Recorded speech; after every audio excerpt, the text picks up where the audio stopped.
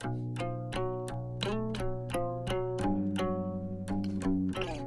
listening to CreepGeeks Podcast.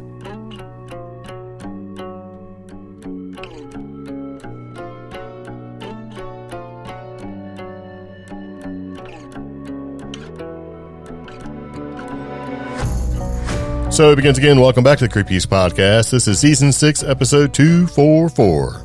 Lucid dreaming, NDEs, black hole sounds, and shapeshifters? Yeah.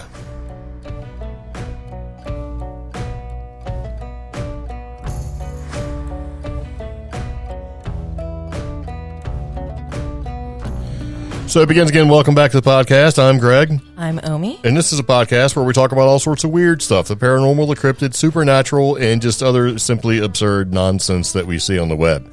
And where do we broadcast that from?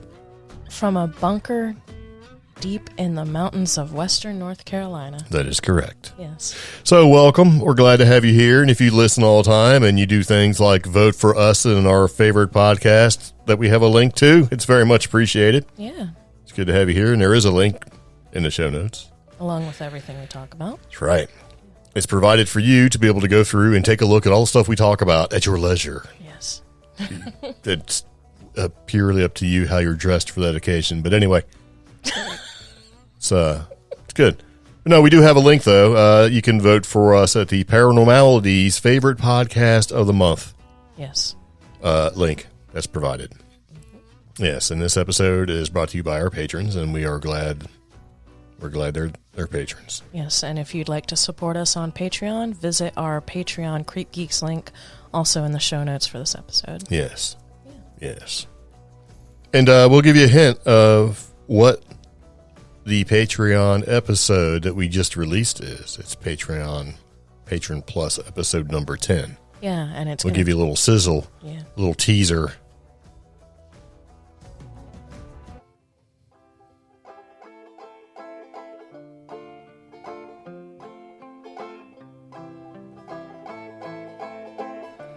Gun in my powder, my old woolen trousers, some bread for the road.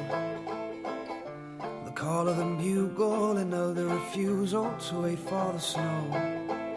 She knows that I'll grow slowly as a raindrop down a window pane. She knows that I'll hold her locket on a chain to keep the evil things away. That's all you get. And it does relate to the episode. And for those of you listening, yes, we do have license to use that. Yes. We don't want no trouble, man. No trouble here. Got enough weird stuff going on. So we thought we'd take a second to talk about a bunch of different things and put this episode out. Yeah. Yep. What do you keep looking at me like that for? You can talk too. I'm waiting for you to transition to what we're talking about. I'm trying to figure out where my thing went. Okay, so this particular episode is, it's got a couple different things in there, and they're all kind of related. Mm-hmm. Mostly. Lucid dreaming, near-death experiences, black hole sounds, and shapeshifters. Okay. What? You're looking at me like you don't know what I'm talking about. Are we on the wrong? I'm just like thinking instantaneously that meme, and it's like, they had us in the first half. Yeah. I'm just like, that was a wild ride in a title. Yes. Okay, we went from lucid dreaming to shapeshifters. It's all in there. All right. And it's all in the news. It's just some of the stuff that we talk about. So moving into the podcast. Yeah. Our podcast after dinner was what? Because we do that. We include what we ate in our, I think one person asked like 2 years ago, what did you guys have for dinner? And we've been including it when we remember. I think we had drive-through. It's been so long we've been podcasting all night. And Cheetos. Yes. So there you go. All right, so let's talk about lucid dreaming. But I guess before we talk a little bit about lucid dreaming and the title of this article, as it's pretty interesting, but what actually is lucid dreaming according to the Wikipedias? So according to Wikipedia, a lucid dream is a type of dream in which the dreamer becomes aware that they are dreaming. During a lucid dream, the dreamer may gain some amount of control over the dream characters, narrative, or environment. However, this is not actually necessary for the dream to be described as lucid. Lucid dreaming's been studied and reported for many years. Yes. Yeah. And there's also been some theory that when you enter the lucid dream state, you're not actually in a dream. You're in a parallel reality, a different universe. Really? Yeah. Okay. Which would explain why you're in that dream and you don't necessarily feel like you belong in that dream. It's almost like a third party type thing. So you're aware that you're dreaming because you're there. Third party. Involved. Trying to figure out what's going on. Like it's your dream, but it's not your dream. That's kind of scary, though. I have them all the time. Like where I'm like, vaguely know what's going on, you know, but I don't really know. It's like I'm there and I belong, but I'm not. I don't belong. It's weird, man. And I've had dreams where I've had like a completely different career. And have been expected to know things. And I'm like, I kind of know what I'm talking about. Yeah, but you are also a very vivid and very active dreamer. Yes. And I'll fight, too. I fight monsters in my dreams. Eat ham sandwiches. And I guess I'm just one of those weirdos that ever since, like a long time ago, I got diagnosed with insomnia. And they prescribed me different things to treat the insomnia. Some of those things were kind of sketch, but were prescribed to me. And as a side effect, either I'm not remembering my dreams or I am not dreaming very much. That's probably both. Yeah. But I used to be I had a problem with lucid dreaming, and I also had an old hag problem. Yeah, so, well, I know all about that. Yeah, you know. And if you guys don't know what that is, just look up old hag on the Googles. Yes. Yeah. Just look it up. If you want to know all about it, just figure it out for yourself. But now, like, if I do have a dream, it's unsettling. I find dreaming unsettling now. So, yeah. Yeah. Well, yeah, I can kind of see that. But see, here's the deal. You can trigger these dreams, these lucid dreams, according to this article. Okay. I'm going to tell you about it. And it's for me, it's kind of, the reason why I put this in here is because when I read it, I'm like, and by read it, I mean skimmed it. I'm like, yeah, that's pretty much how you do it. So I just kind of moved on, right? Yeah. Okay, so let's talk about this real quick. According to this article, and like I said, everything we talk about is in our show notes, right? And you can go to CreepGeeks.com and find them there. And there's a contact spot where you can contact us if you want. According to this article, only about half of us ever experience lucid dreams in our lives, and efforts to trigger the phenomenon have delivered mixed results, right? Yeah. Now, I'm thinking that's wrong. It's got to be wrong. I think a lot of people have lucid dreams and don't know. Or don't recognize it. Right, because it's a pretty broad concept. Now, you can have a lucid dream where you're in a dream and you're fighting monsters and stuff like that, and you can also have a lucid dream where you're just there and you don't know why you're there or what's going on, and you're like, and you can kind of control things like I said, like a third party, right? Mm-hmm. Where you're there and you're sort of like controlling yourself. Yeah. You know, but you know you're not there. You don't feel like you're 100% synced in with the person that you're supposed to be controlling. You know, it's kind of a strange thing. And with when I know when I'm having them, I dream in color. That's why I think it's really not necessarily a lucid dream per se that we're calling lucid dreams.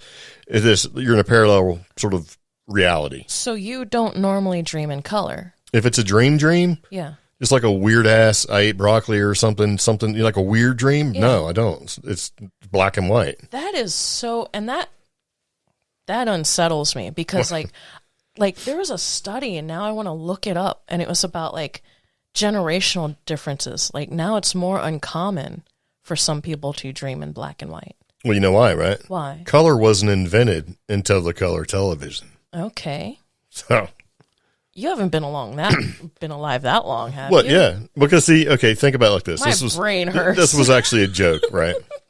Get out of here. Color TV was like from the 50s. So when I was a little kid, I'd see these shows in black and white because that's what the show was created, and had really no understanding of how shows showed up in the TV, right? Yeah.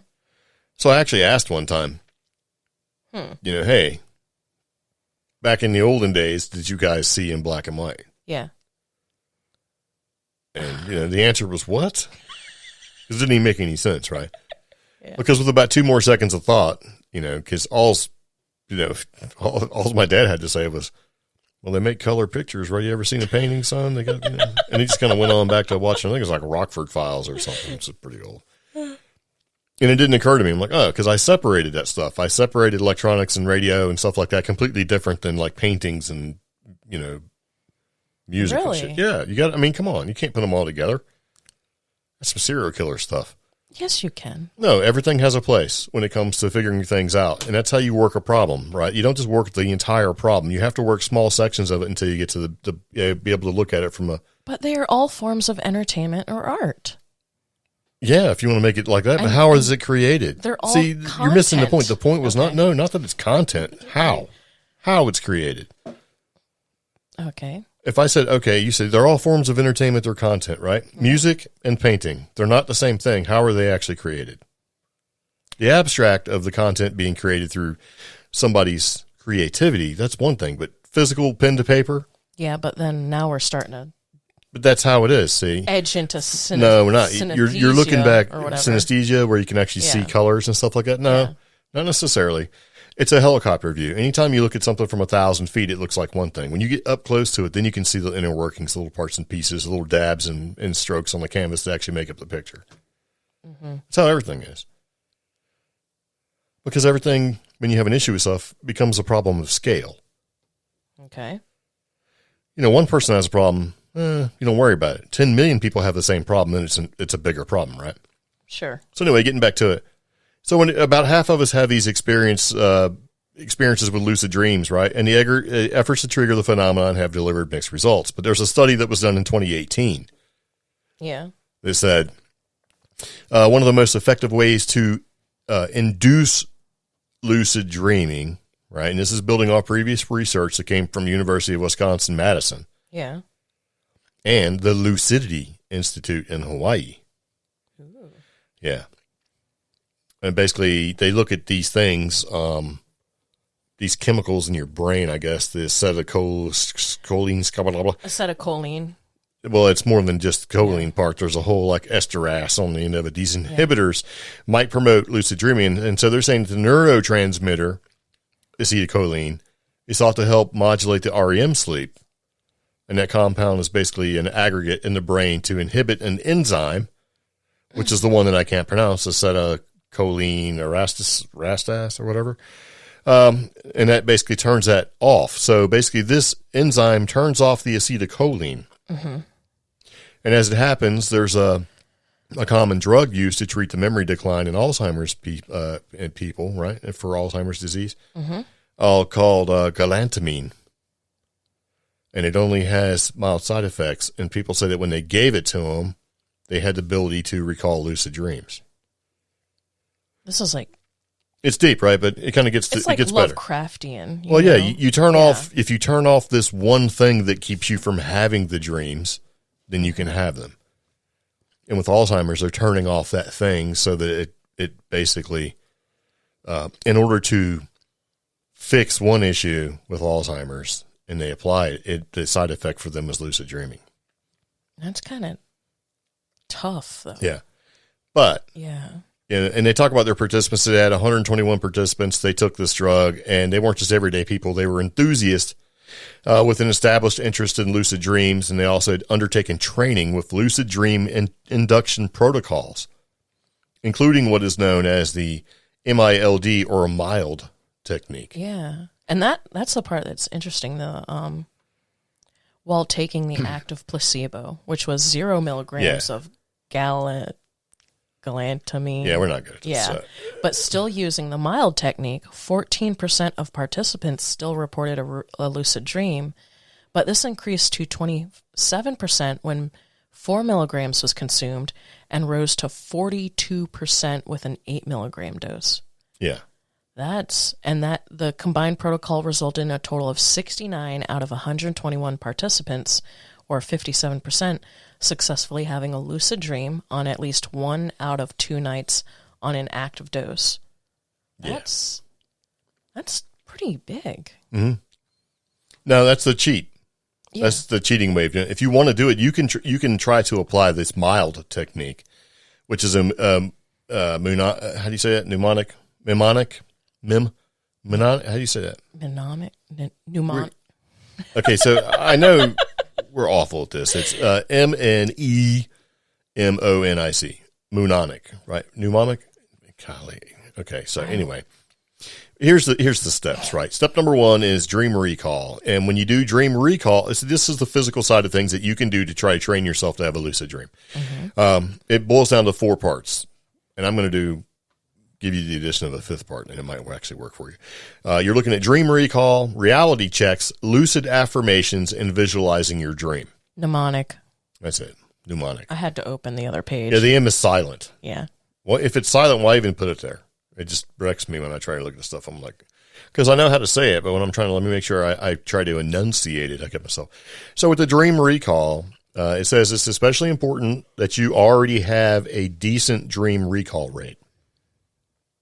Okay. So you're out. You can't even remember your dreams. You're done. When I am able to dream, I remember a lot of it. Yes. So. All right. Well, then you're back in. Yeah.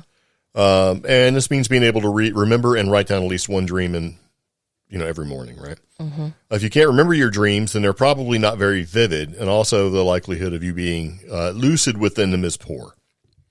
See, they're looking at lucid dreaming as being that you're an active participant in the dream. Like you show up just kind of like Matrix or something like that. You pop into the dream and you can run around and do your own thing. Like you're conscious and aware that you're in a dream and that you can just be a player. Yeah. Think of Ready Player One, video games or other movies where you can pop into your dreams and do stuff, That's kind of how they're looking at it. Yeah. But what I'm looking at is slightly different. So anyway, reality checks when it comes for step number 2 is you have to be able to, in your dream, say, am I dreaming? And then basically prove that you're dreaming. So you do reality checks to know if you're in a dream or not. Right? And it's funny if a lot of this sounds like the Matrix and stuff like that, because it's kind of the same thing. How do you know that you're not in the Matrix, which would be a dream? Yeah. And so you have to look for things, right?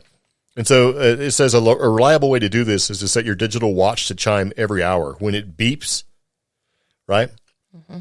It says, I try to push 2 fingers of my right hand through my left palm in the dream. So if you hear it, and this is the person saying what they do, and it doesn't ever really say who the person is, but it just says they do this thing, right, where it beeps, and then they do a conscientious thing by taking their 2 fingers and pressing it into their left palm. So it's an action that they're actually taking. Okay. Something that you wouldn't normally do, right? And when you do this, you have to stop and ask yourself, is this real? Because when you're awake, nothing happens, right? But when I'm dreaming, your fingers can go right through your hand. Okay. Like, whoa, right?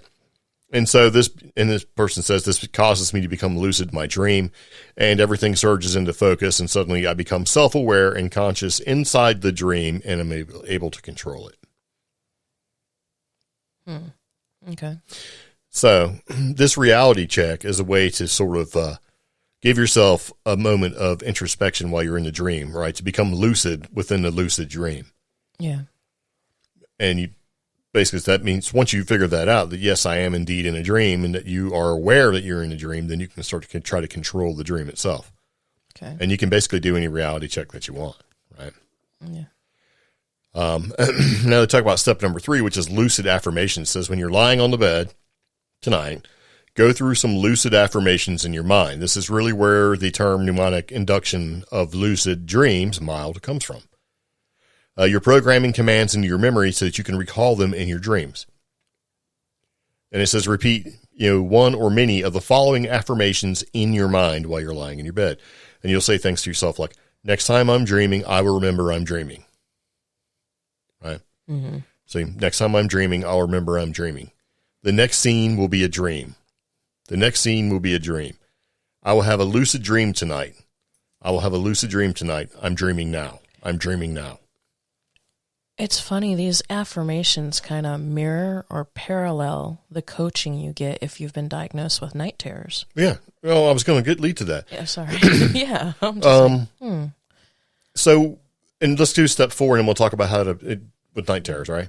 So you visualize your dream. It says now we can begin the visualizations, and this is basically do mnemonically induced lucid dreams. But you're supposed to only perform this step when you're deeply relaxed and you can feel that you could drop off, like if you're just about ready to fall asleep, right? And it says, remember you're back in a recent dream, but this time you're going to relive the ending differently. So you visualize the scene with as much clarity and detail as you can, and then you look for a dream sign. This is some unusual character, location, or object which reveals the dream to be mere fantasy. So something in the dream that lets you figure out that you're actually in a dream, right? Yeah. And this wouldn't be something you'd see in real life. So, and then you say to yourself, okay, cool, I'm dreaming. And then, although you're just daydreaming at this point while you're laying in your bed, getting ready to fall asleep, it's not the lucid dream yet. You basically continue to experience the imagined lucid dream fantasy. So you keep playing it over and over again. And then you do what you would do if this was a real lucid dream. And you might decide to fly, explore the landscape, seek out a dream character. And while you're replaying this in your mind, going through the steps with the affirmations and stuff, and you fall asleep, that's okay. That's the whole thing. You're going to fall asleep, right? Because the primary purpose of using the mild technique is that you basically have the very last thought would be that you're going to be in your lucid dream and controlling the outcome, right? So this gives your brain the last thing to hold on to as you go to sleep. And then mission accomplished. This is like later on that night or in the morning, you have a much higher chance of becoming spontaneously lucid.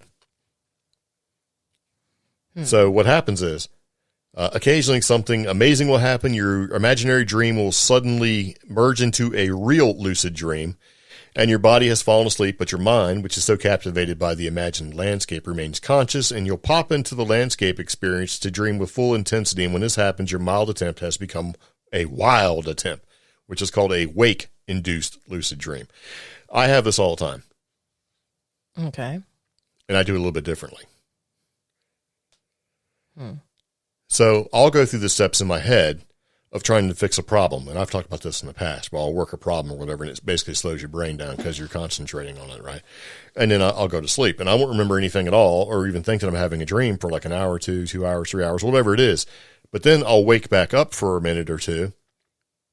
And then once I go back to sleep, that's when I pop into a lucid dream.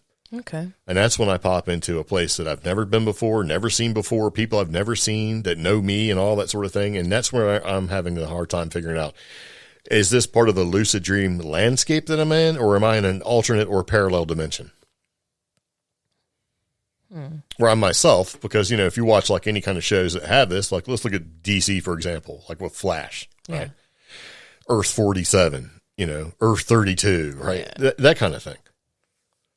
Now, here's the thing. To go back to when you were talking about night terrors, if you were a kid and you've had reoccurring nightmares, which most kids do or experience at some point, you do the same steps to give yourself control of that dream so that you can fix what it is that's terrifying you in that reoccurring nightmare. Yeah, mine was to always try to visualize an open window. So you can get away? And my open window, it didn't matter what floor I was on, didn't matter if I was in a dungeon or a basement or a castle, the window always had to be half open, and my window always had curtains.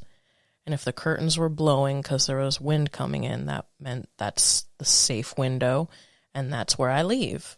Yeah. Because my night terrors included things like very, very old hag symptoms, or paralysis symptoms, but the paralysis always came with like a monster or a bad guy or something, unfortunately, kind of paranormal or UFO-ish. Yeah. You know? Aha. So, yeah. So imagining just like this pristine, like imagine like a picket white fence house that has the open window with like the nice light red curtains.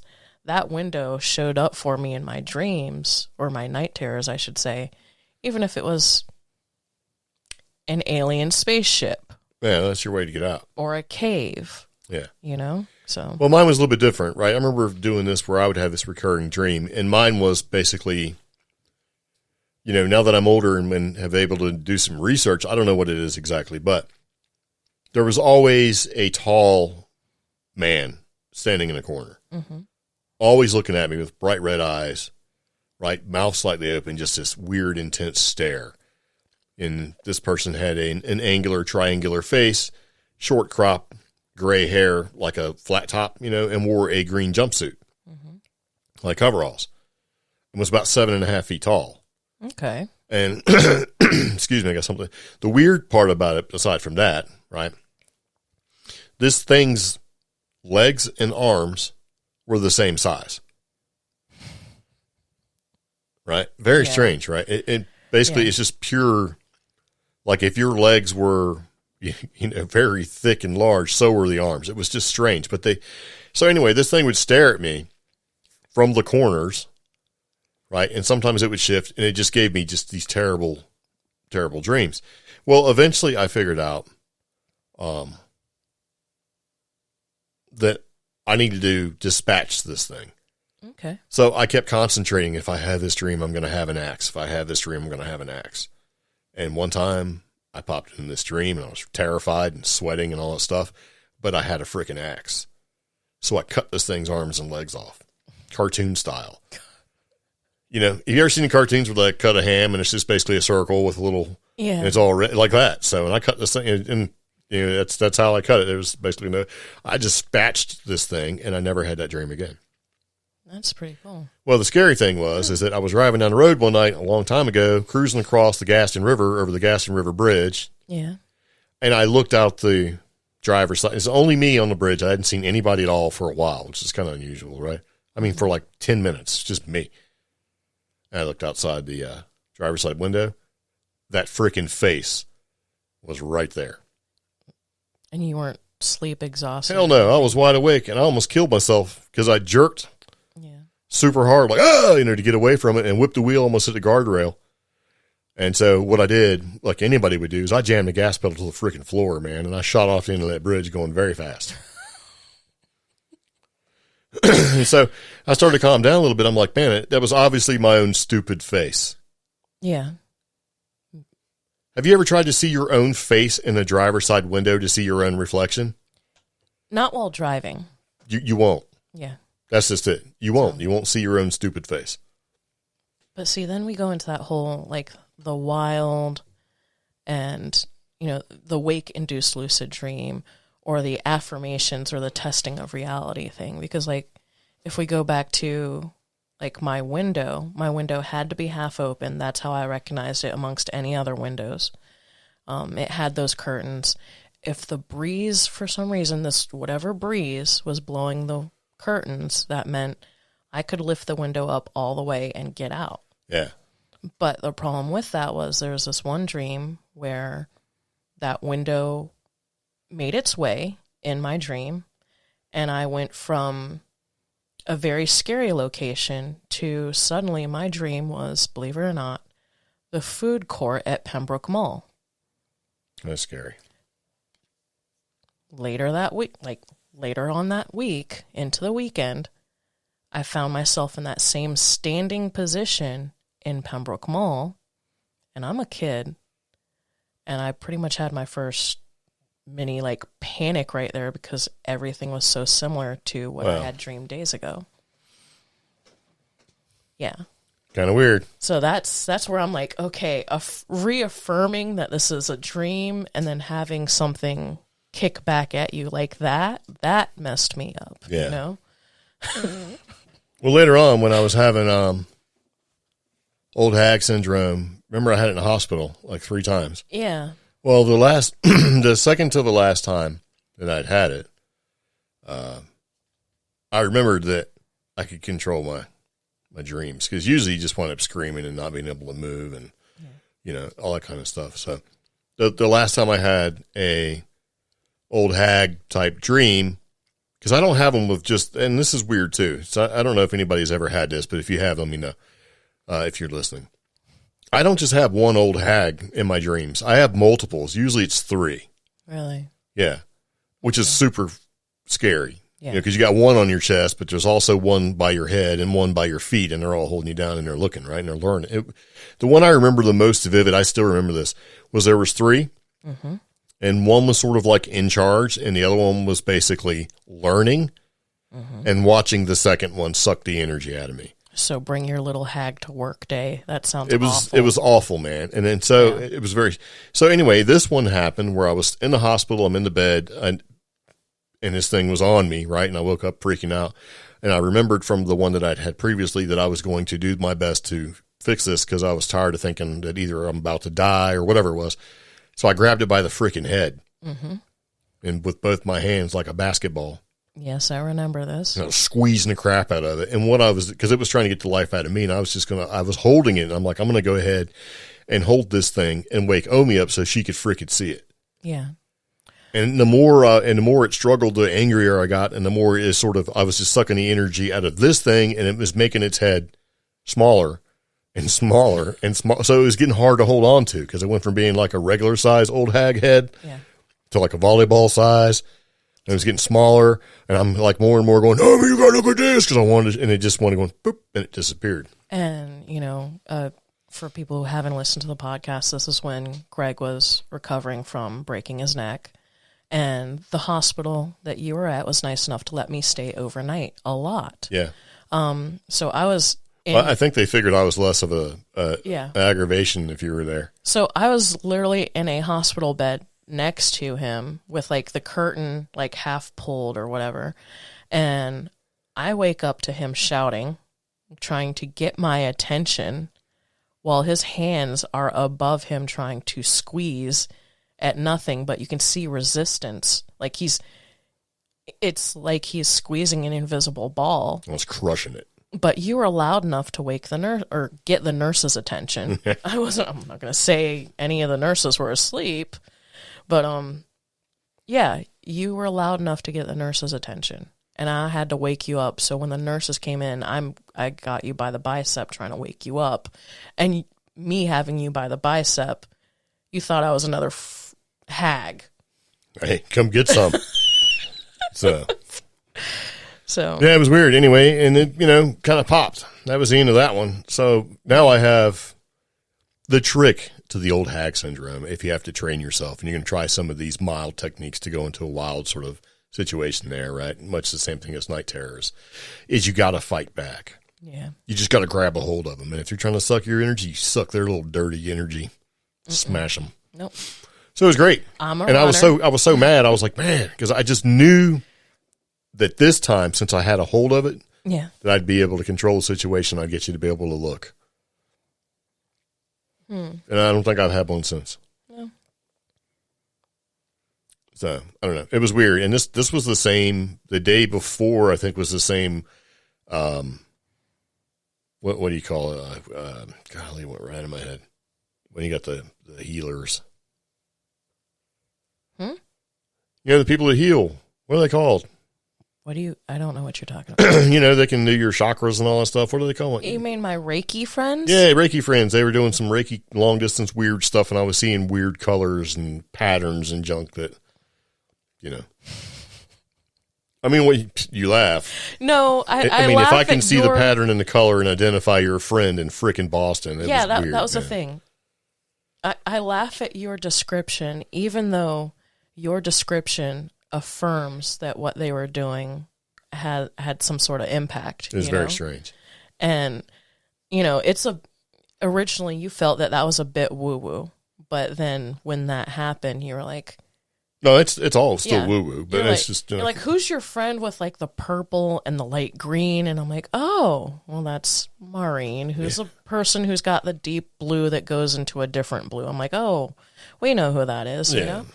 So it was strange. It was... So anyway, okay, so here's how, like, I go back into these dreams, like possible lucid dreams or alternate dimensions. It's hard to distinguish, but... Yeah, if I go through and envision myself working a project, that kind of thing, and I fall off, much like the steps that we talked about, these 4 steps, and then if I get woken back up and go back to sleep again, I instantly pop into one of those weird dreams where I can kind of control what's going on, but not necessarily control the environment per se, but I can control myself enough to be able to fill that role of whatever person, whatever reality I popped into. I mean, I've had a couple of them. I've had bunches of them. I was having them today, and I don't remember exactly what they were. Some of them I remember, some of them I don't. Well, I can tell you, some of them were you turning your alarm off. Well, no, in my dream I was, not doing it. But I mean, that's as easy as it is to get back into it again. Yeah. So, but the thing is, though, is that when I'm in having one of those dreams and my alarm goes off, I want to turn it off and get back to it again. And if you do it just right, you can pop right back to where you were, trying to finish that freaking dream. So you got to put some conscious effort into it through like a meditative state to be able to do this. Yeah. But if you're trying to control the outcome of a dream while you're in it, like you have night terrors or you have that sort of thing, then you're going to need to train yourself a little bit differently. Okay. You got to be your own little dream warrior. Pop an axe out if you need it. I'm a runner. So flee if you need to. Yeah, that's my thing. So squeeze that freaking thing's head. Get his juice. It's like, you want some of this. But, and I think the most horrible part about that old hag dream, as soon as I latched on to the one, the other two hauled ass. Okay. Like out of there. Like Wraith. Like a Harry Potter Wraith. They were just gone. So, just like in the real world, in this paranormal, supernatural world, it's every ghost for themselves. Yeah. Well, I think, excuse me, I think what they thought was they were next. Okay. So, because I was getting them. Okay. Like, you want some of this? So, I don't know. It was a weird thing. Yeah. What do you think about that? Okay. All right. So, moving back into the podcast, we're going to take a second so that you can listen to a black hole, and we're going to talk about it. So, hold on, everybody. You ready? Sure. We'll listen to a black hole. Black hole.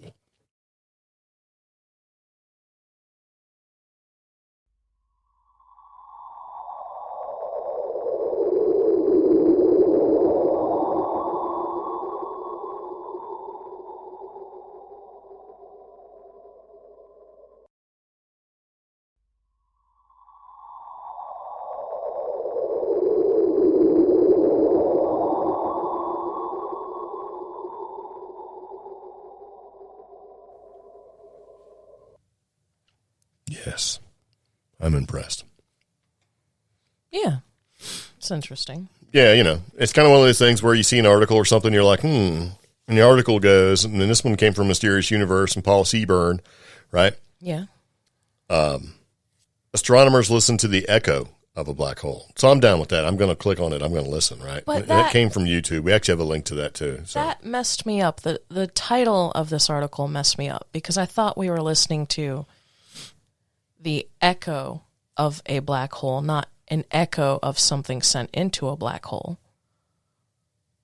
Because, okay, the opening paragraph for this goes, anyone who has approached a canyon, grand or just big, or the opening of a large cave or tunnel generally can't resist yelling hello and waiting for a responding echo. Would you do the same if the opening was for a black hole?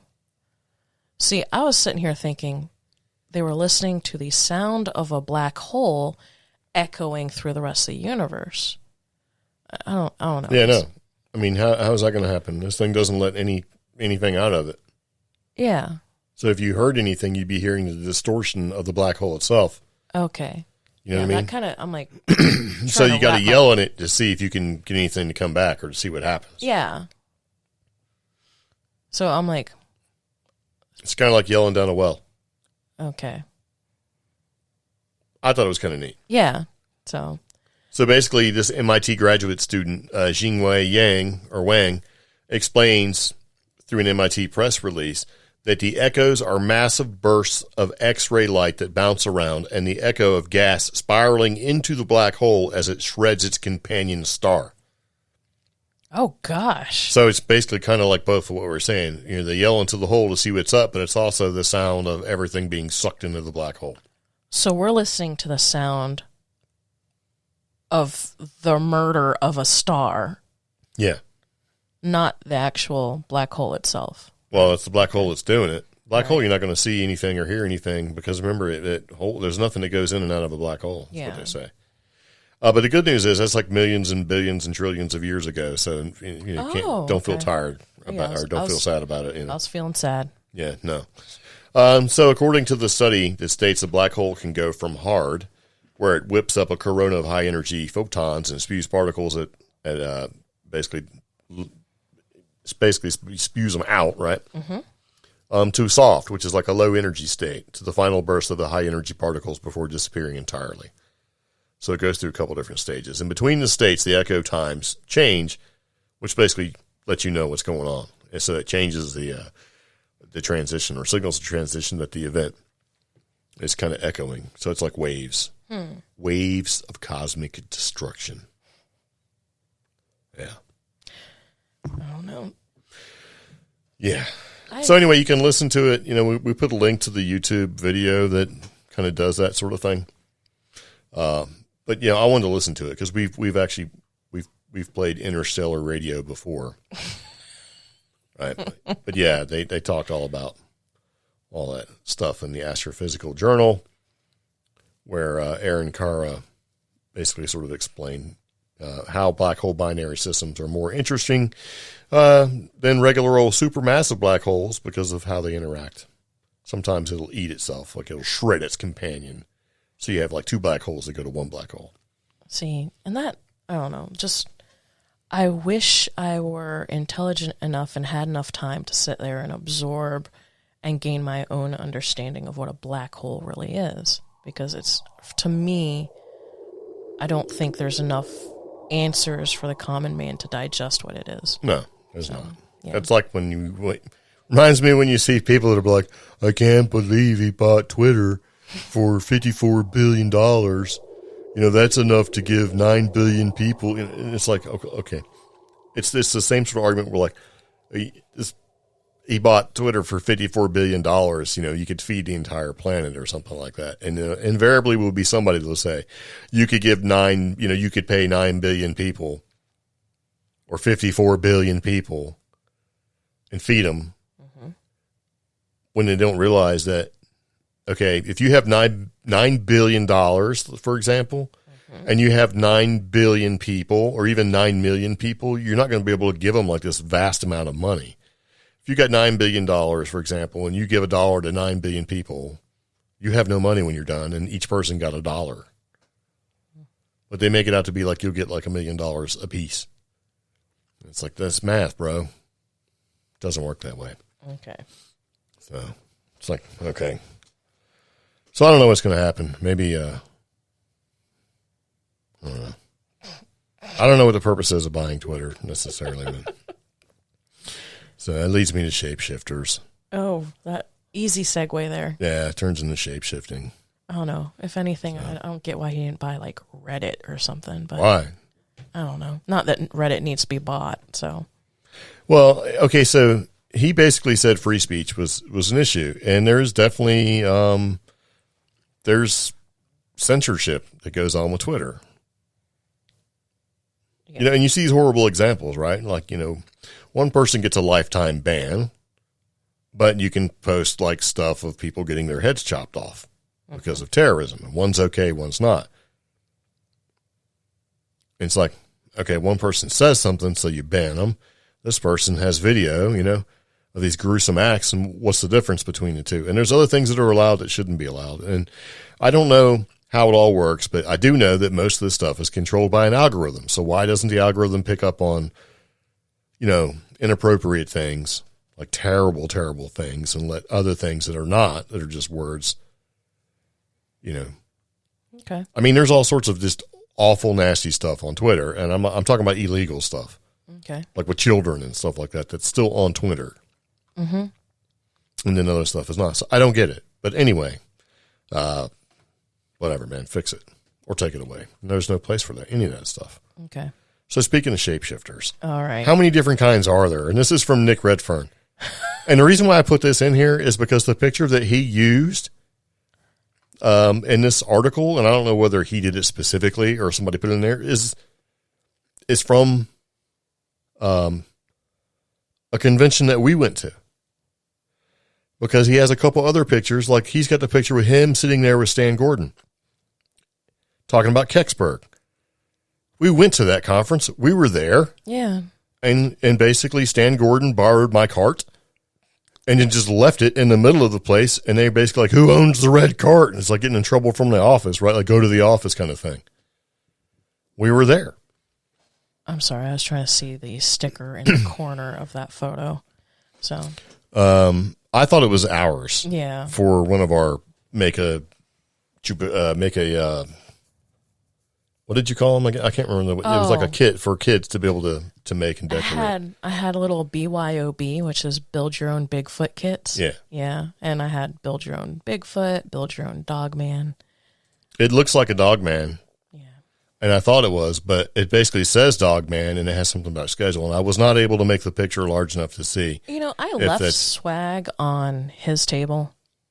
Stan Gordon's? No, actually, Stan got swag from us directly. Yeah. Nick, I left some swag on his table. Because it seems like the 2 events we've done where he's been at, he's dipped out. So, you know. Well, I do. Okay, so in Nick's defense, yeah. And this is just sideline chatter that we heard he was going to Texas or something. Yeah, so he immediately had to go to Texas to for make that a flight. other thing. Yeah, so. But it was just kind of funny to see Nick Redfern and Stan Gordon there. Yeah. Both nice people. I'm like, I remember that place because we were there as well. Because we do that. We do these conferences and events and things like that. And this was one that we had gone to. I think this was the Paranormal Conference on the Unexplained. Western Pennsylvania Conference on the Unexplained. That's what it was. Yeah. And it was in Western Pennsylvania. I'm like, I remember that. So that's kind of why I put this in there. But he does talk about some... Okay, so if you don't know who Nick Redfern is, he writes lots and lots and lots of books, and he has his opinions on things, and I enjoy, reading them to a certain degree. And my throat, I don't know what's going on with my throat. I don't know. I think your allergy med's wearing off. That's possible. Because mine's hitting the edge, because right now I want to claw my eyes out, because that's how my allergies manifest. So, yeah. I treat allergies like a sleep demon. They just scary. manifest unsolicited. Once you manifest some allergy medicine. Some nasal spray. Some sprays. Yeah. Yeah, so he talked about some of these paranormal shapeshifters, right? So I'm trying to skim this article as fast as I can. There's a lot. And I don't see the quick and easy instant gratification that says... if the question is how many shapeshifters are there, I don't see an easy 12 or 500. No, there's not. But he does talk primarily about werewolves and dogmen. So he's talking about like specific archetypes. Right. So, like some become like the werewolf of Hull, which was like an 8 feet tall, hair covered monster. Right. Mm-hmm. It's like more like a dog. And then he also talks about some local people that have reported seeing a shape shifting werewolf. Yeah. Right. And that was in Northwest Ohio. And the thing about putting this in here, one of the things he talks about is a dangerous creature known as a familiar. So within the practice of witchcraft, right, there exists a creature that few outside of the craft will have any awareness of. It's a strange and often dangerous creature known as a familiar. Right. Mm-hmm. And okay, so that's Harry Potter, right? But it's really not, because if you look at like every witchcraft 1950s Halloween decoration, the witch has a kitty cat. That's her familiar. Mm-hmm. Or a bird or something like that. But see, that familiar is something that's supposed to be manifested through witchcraft that you create. But then you have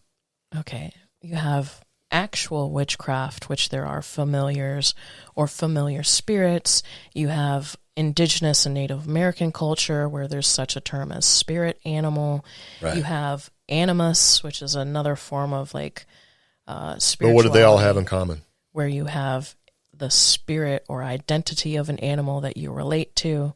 So they're typically considered to be demonic entities that basically possess the ability to alter their forms into multiple kinds of animals. Yeah, but like the witches of the Middle Ages, they're black cats, dogs, black dogs like hedgehogs, hares, owls, mice. Yeah, but we flat out have people calling Pepper our little familiar, I mean... We didn't manifest Pepper. Yeah.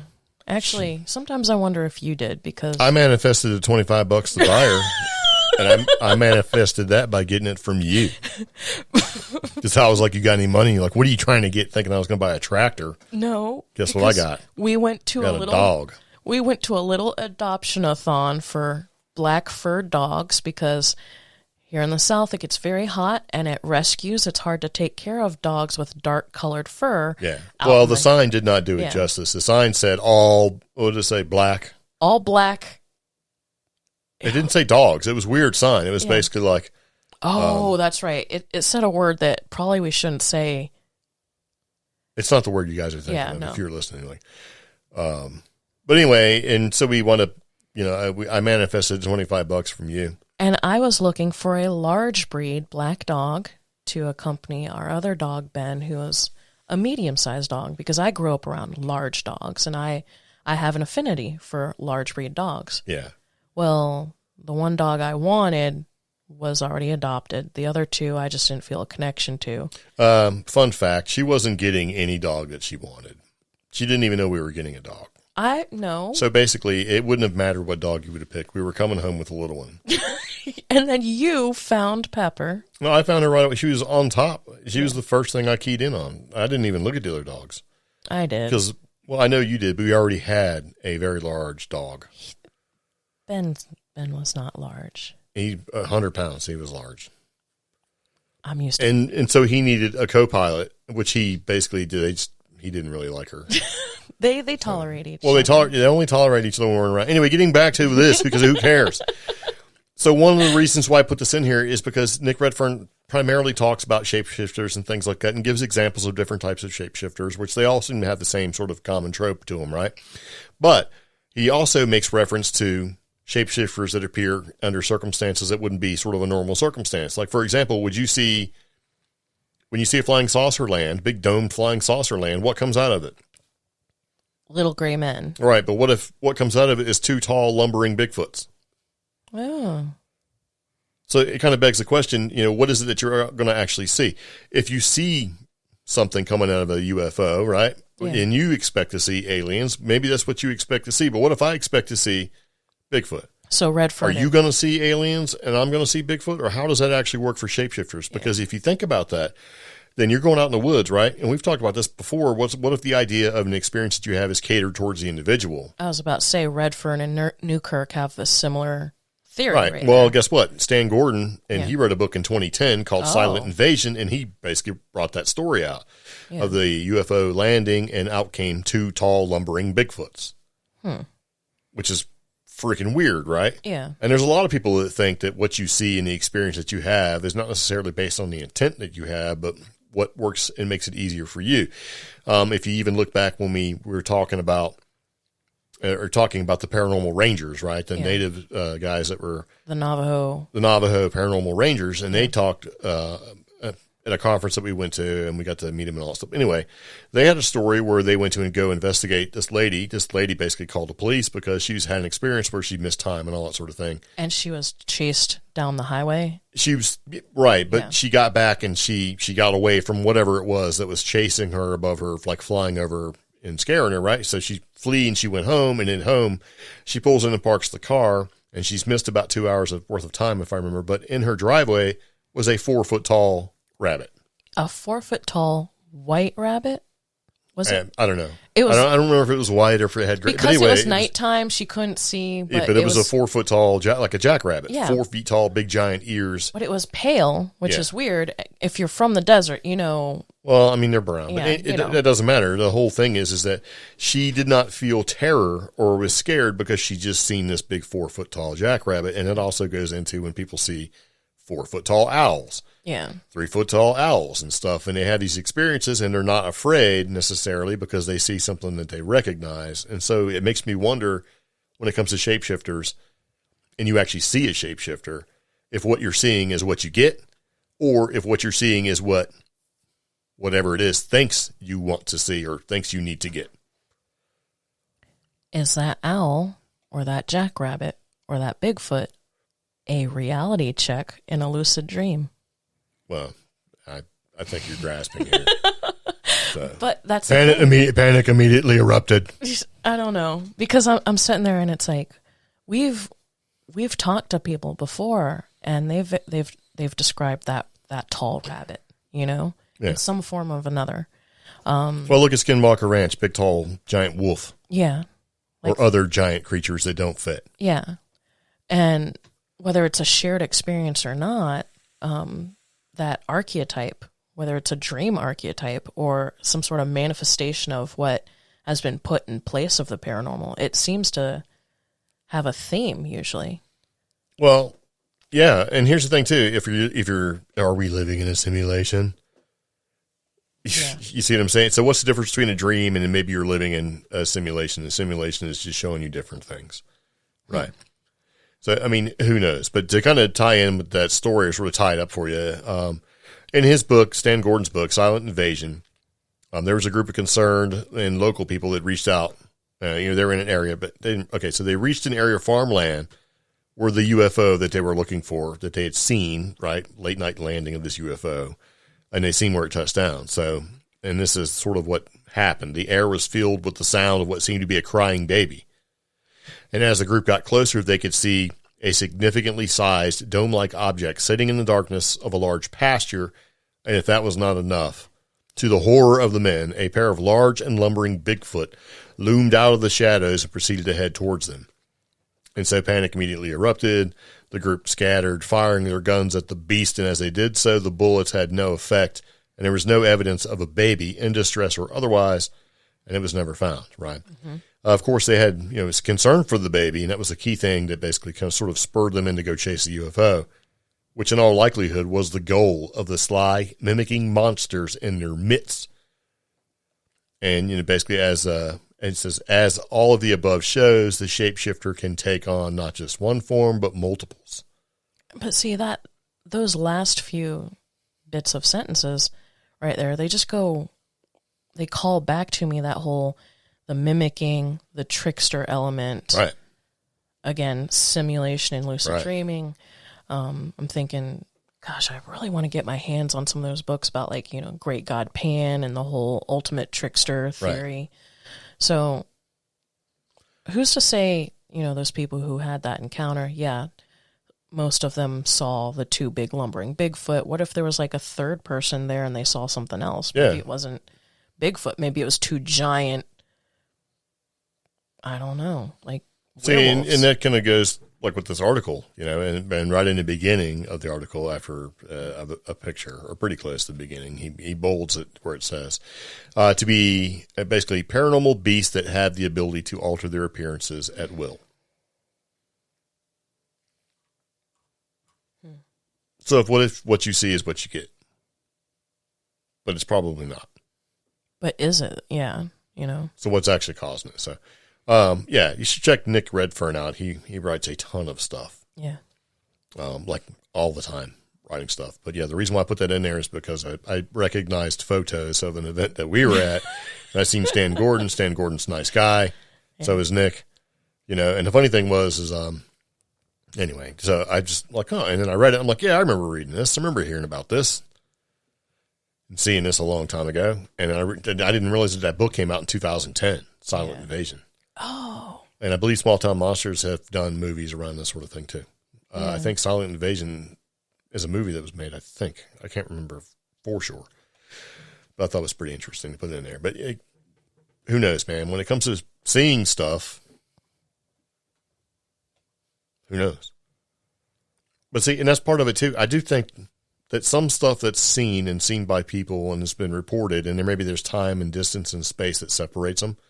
Like one person sees something in Georgia and somebody will see something else in Tennessee and they have the same descriptions.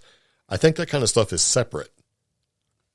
How so? And then just a separate instance, as in it's not the same thing as maybe the possible trickster element involved, where it's basically playing on the big giant rabbit or the owl, or maybe you're seeing Bigfoot coming out of a UFO, that kind of thing. I think there's separate things.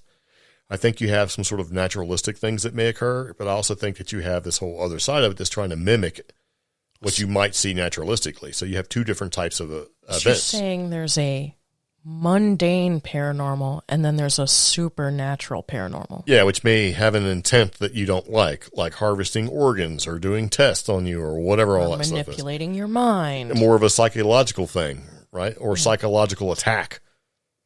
And it makes you wonder if some of that stuff that you see that's caused, maybe has that sort of psychological attack on you. Maybe that's government testing on you. I don't know. But see, that's the problem with this whole paranormal thing when it comes to everything from UFOs to Sasquatch to ghosts. Mm-hmm. There's so many different things that occur that don't get pigeonholed into one specific category. That's like the clause, though, at the end of some commercials and contests. Like, your individual experience may vary. Right. And I think that's just kind of how it is, you know. But I think for the most part, when it comes to ghosts and stuff like that, when there's a weird sort of thing that occurs, they're like, oh, well, yeah, that's just kind of how it is. Or, oh, that's the trickster element. But is the trickster element all of this? Or is it only divided up into certain circumstances?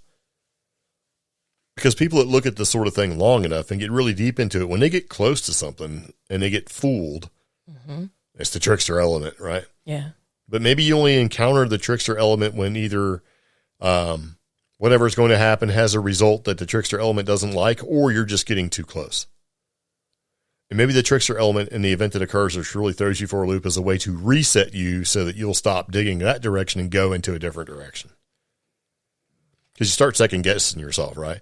Like, wow, that occurred. If I keep going on that path, am I going to get killed to death, or do I need to go off in a different direction to get a better result? Damned if you do, damned if you don't.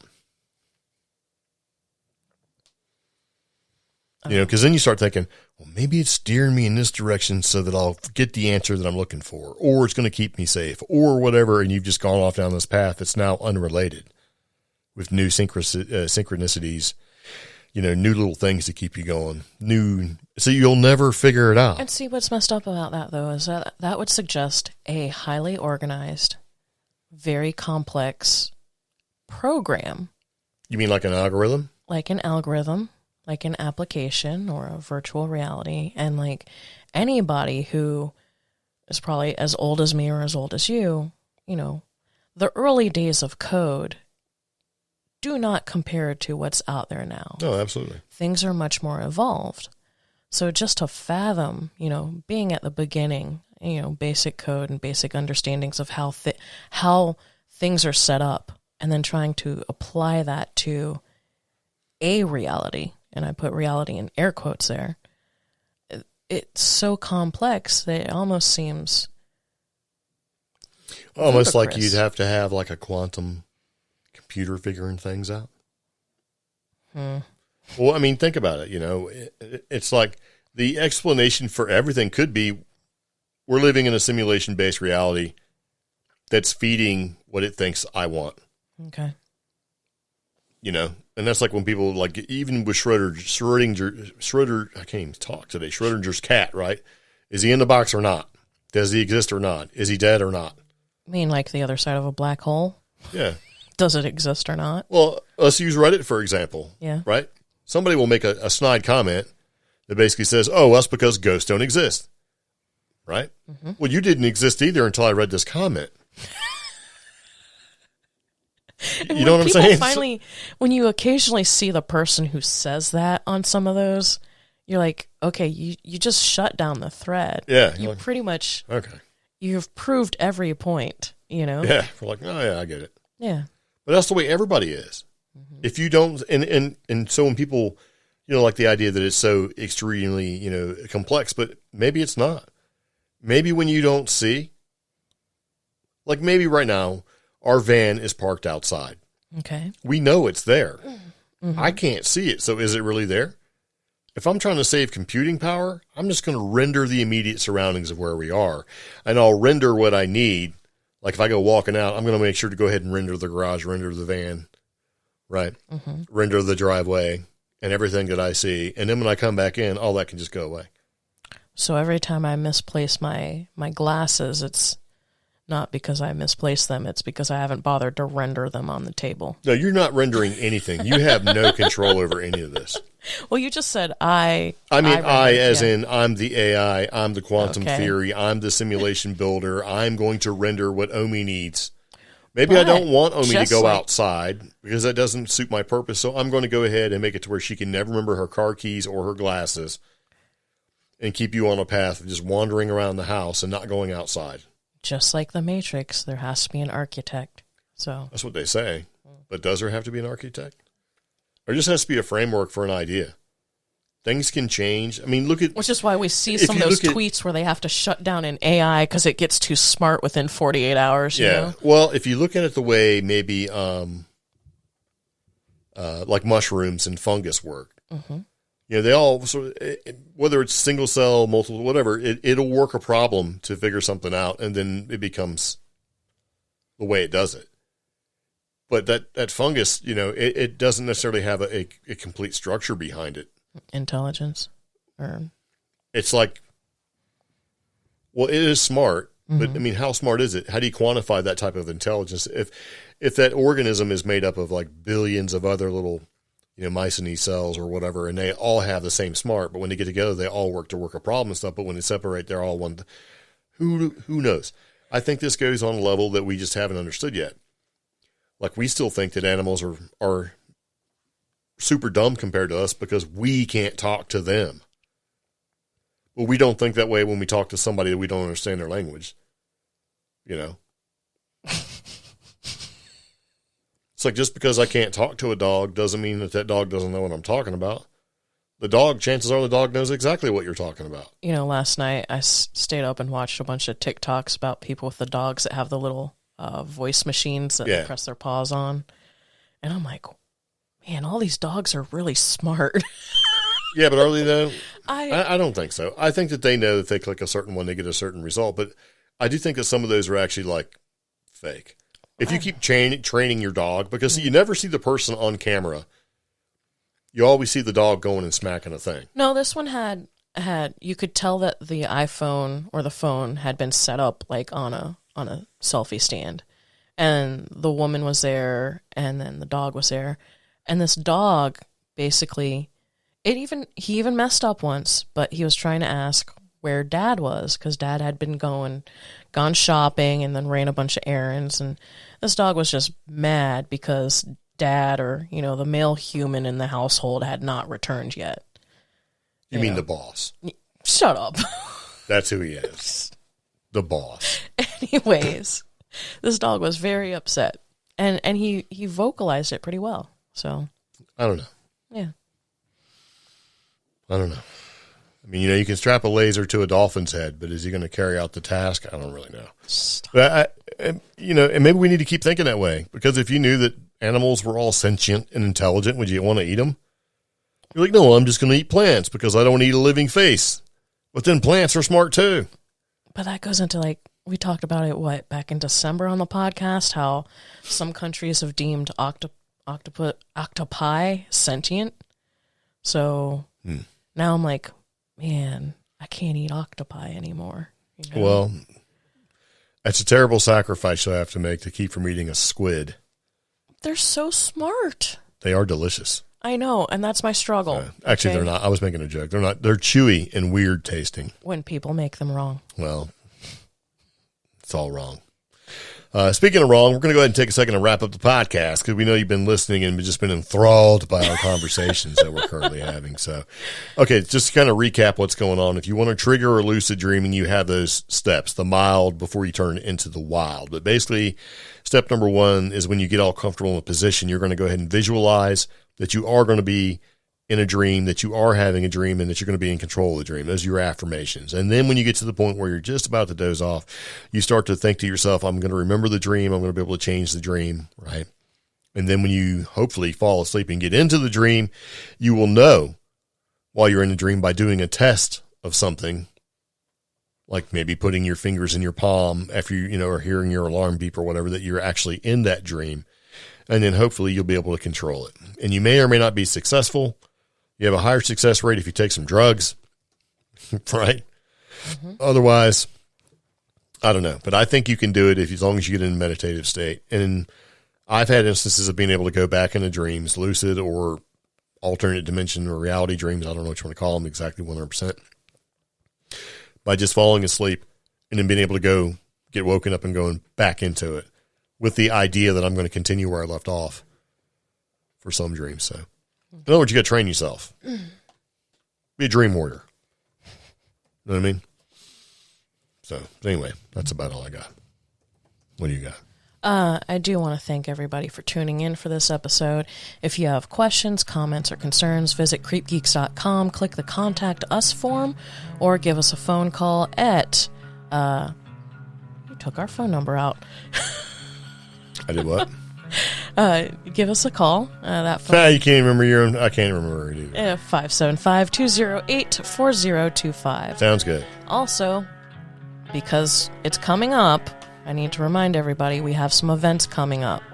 We have the WNC Bigfoot Festival, also known as Marion Bigfoot Festival.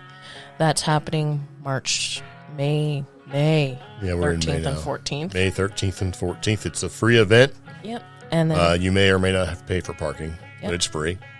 And then we've got the Wyethville UFO Fest. Yes. And that's going to be in Virginia? Wyethville, Virginia. Yeah, Wyethville. So check That's in that June. out. I'm going to give you guys a link to that as soon as I find the link. Yes. So, yeah. Very nice. Anyway, that's really about it. So if you have any questions, comments, concerns, let us know.